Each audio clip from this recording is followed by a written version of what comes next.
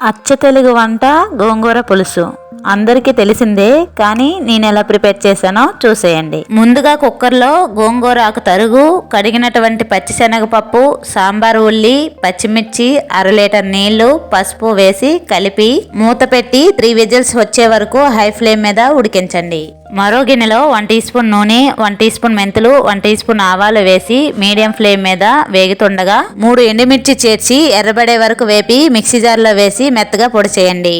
ఇప్పుడు కుక్కర్ పై మూత తీసి శనగపప్పు ఉడికిందో లేదో చెక్ చేసి ఓ నిమ్మకాయ సైజ్ అంత చింతపండు నుండి తీసిన రసాన్ని వేసి ఇందులోనే ఆవాల మెంతుల పొడి, రుచికి సరిపడ ఉప్పు వేసి మరి కాసేపు ఉడికించండి. గోంగూర ఆకులో పులుపు ఎక్కువగా ఉన్నట్లయితే చింతపండు రసాన్ని అవాయిడ్ చేసేసేయండి.